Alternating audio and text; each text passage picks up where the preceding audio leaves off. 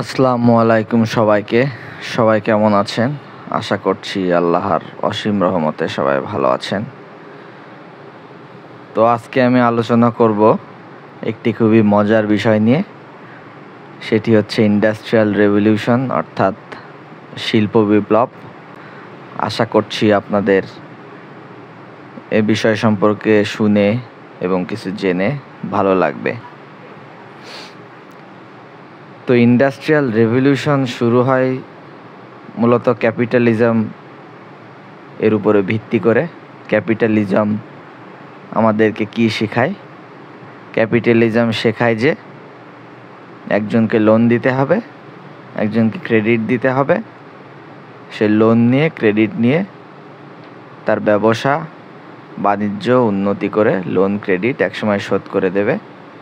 এভাবে প্রত্যেকজনকে loan credit দেওয়ার মাধ্যমে তাদের ব্যবসা বাণিজ্য বড় করতে থাকবে, তারা উন্নতি সাধন করবে, তারপর একসময় লোন শোধ করে দেবে।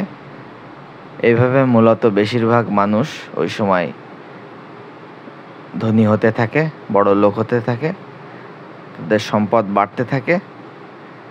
কিন্তু সব মানুষের ভিতরে একটা ধারণা ছিল যে যতই সম্পদ বাড়ুক, পৃথিবীর তো টোটাল সম্পদ এবং এনার্জি সীমিত, অসীম নয়। আজকে বাড়ি বানাচ্ছি, বাড়ি বানাতে বানাতে হয়তো ম্যাটেরিয়ালস শেষ হয়ে যাবে। এটা তো মূলত অসীম নয়, সসীম। এ ধরনের ধারণা ছিল সবার। তো সবার ধারণা ছিল যে এনার্জি এবং র ম্যাটেরিয়ালস ফাইনাইট মূলত। কিন্তু আস্তে আস্তে যেটা ধারণা হয় সেটা হচ্ছে এনার্জি এবং র ম্যাটেরিয়াল ফাইনাইট না, এটা ইনফাইনাইট, অর্থাৎ অসীম, ইনফিনিট। এনার্জি এবং র ম্যাটেরিয়ালস ইনফিনিট। যেমন বায়ুর শক্তি, সূর্যের শক্তি, অ্যাটমিক এনার্জি, গ্র্যাভিটেশনাল ফোর্স, সব কিছু ইনফিনিট। তো পরবর্তীতে যে সমস্যার সৃষ্টি হয় তা হলো এনার্জি ইনফিনিট ঠিক আছে, কিন্তু এনার্জির কনভার্সন মানুষ জানতো না, অর্থাৎ এক শক্তিকে আর এক শক্তিতে রূপান্তর মানুষ করতে পারতো না। সূর্যের শক্তিকে কাজে লাগিয়ে কিভাবে বিদ্যুৎ করা যায় জানতো না, তাপ শক্তিকে কাজে লাগিয়ে কিভাবে যান্ত্রিক শক্তিতে রূপান্তর করা যায় জানতো না। সমস্যা ছিল এখানে, শক্তির উৎস থাকলেও সূর্যর অ্যামাউন্ট ফাইনাইট, এনার্জির অ্যামাউন্ট ইনফিনিট হলেও সূর্যের শক্তি কিভাবে কাজে লাগাতে হবে মানুষ জানতো না। সূর্যের যে শক্তি পৃথিবীতে আসে তা মূলত 37 লক্ষ এক্সাজুল।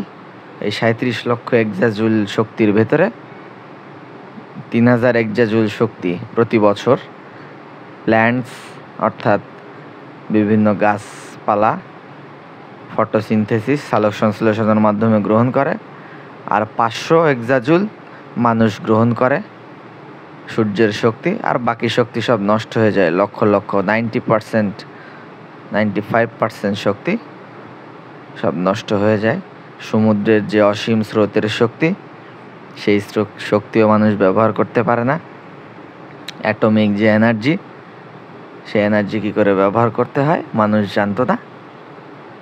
তো ইত্যাদি সমস্যার কারণে যেই এগ্রিকালচারাল রেভলিউশন, সবাই কৃষি সাথে জড়িত ছিল, সেই ধরনেরই কাজ করত, এবং যে উৎপাদন ছিল সেই ধরনের উৎপাদন হতো। উৎপাদনের কোনো ইনক্রিজ তখনও হয়নি। কিন্তু এই সকল সমস্যার সমাধান ঘটে একটা রান্নাঘরে। একটা রান্নাঘরে কিভাবে সমাধান ঘটে? চায়ের কেতলিতে পানি গরম করতে যে দেখা যায় যে পানি গরম হয়ে যাচ্ছে, তারপরে চায়ের কেতলির ভিতরে বাষ্প উৎপন্ন হচ্ছে। সেই বাষ্প চায়ের কেতলির মুখে চাপ দিয়ে মুখটা এভাবে নড়াচড়া করছে। তো এখানেই মূলত ইন্ডাস্ট্রিয়াল রেভলিউশনের শুরু হয়। সর্বপ্রথম একজন সায়েন্টিস্টের নজরে আসলো যে তাপ শক্তিকে কাজে লাগিয়ে কোনো একটি যন্ত্র নড়াচড়া করছে। তো ব্রিটিশ সায়েন্টিস্ট 1700 সালের দিকে এই নিয়ে গবেষণা করে যে তাপ শক্তিকে কীভাবে যান্ত্রিক শক্তিতে রূপান্তর করা যায়, সেই স্টিম ইঞ্জিনের আবিষ্কার হলো এবং শুরু হলো ইন্ডাস্ট্রিয়াল রেভলিউশন। তখন শুরু হলো শিল্প বিপ্লব। একটা স্টিম ইঞ্জিনের আবিষ্কার পৃথিবীর ইতিহাস পরিবর্তন করে দিয়েছে।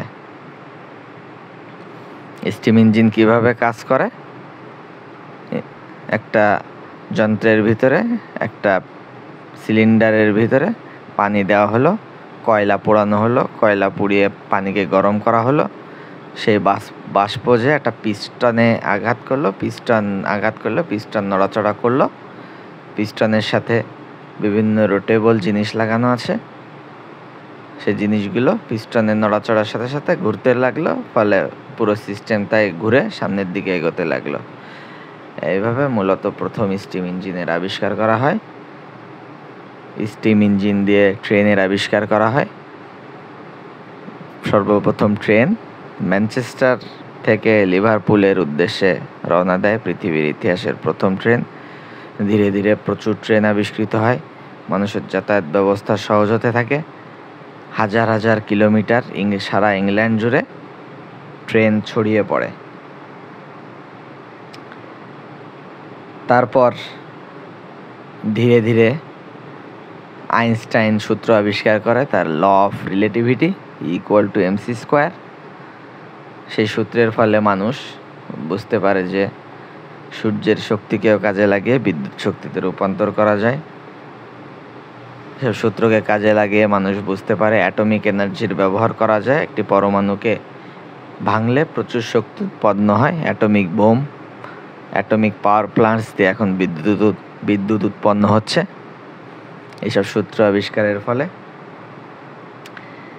ইত্যাদি আবিষ্কারের ফলে ধীরে ধীরে মেশিনের সংখ্যা বাড়তে থাকে। আগে মানুষ কাজ করতো, মূলত মানুষই ছিল মেশিন। মানুষ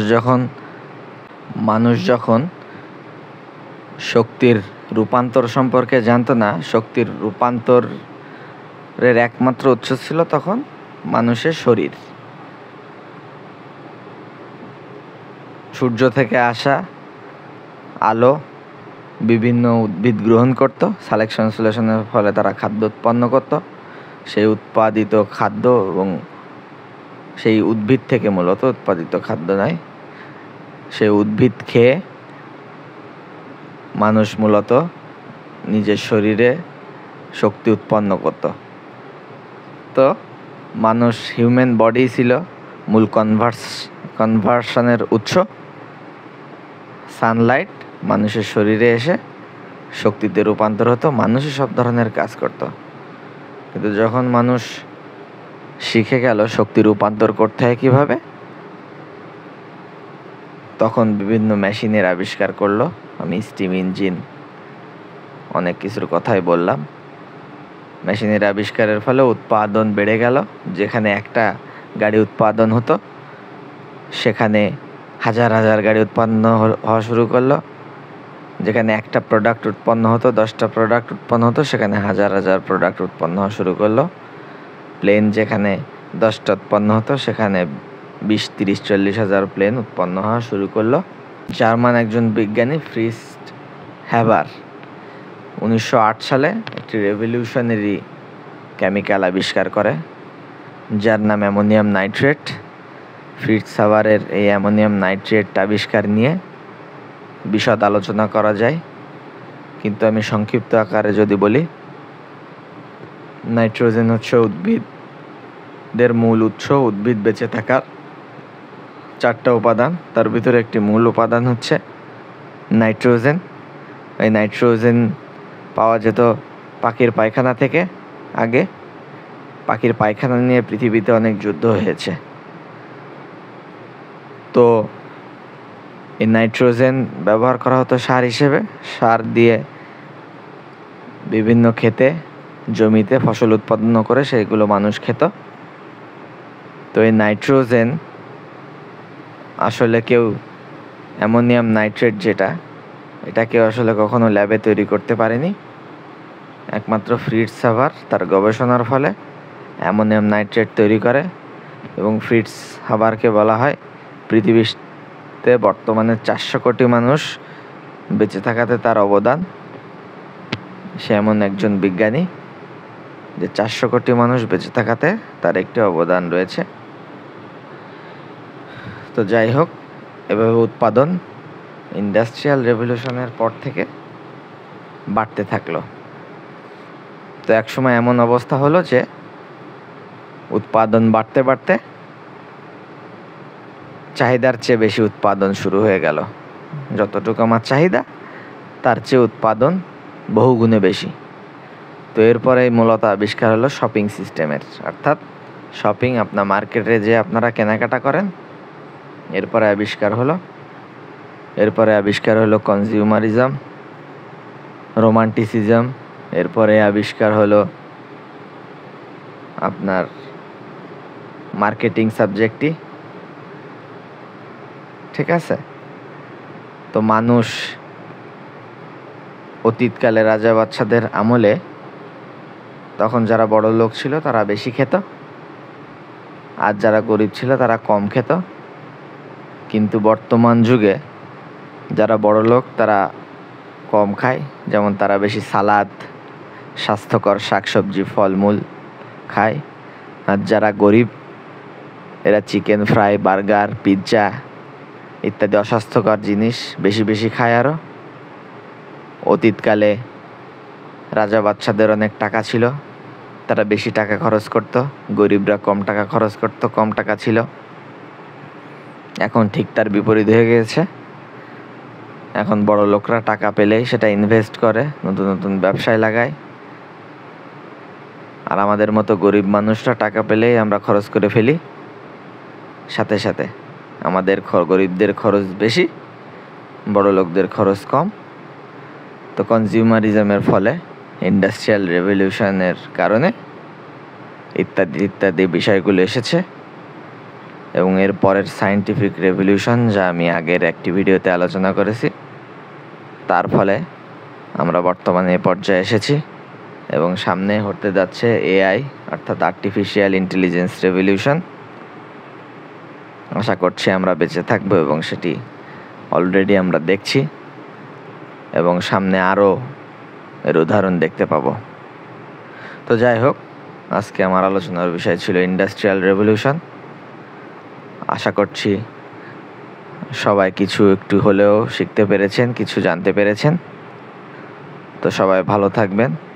পরবর্তীতে অন্য কোনো বিষয় নিয়ে আপনাদের সাথে আমি আলোচনা করব ইনশাল্লাহ।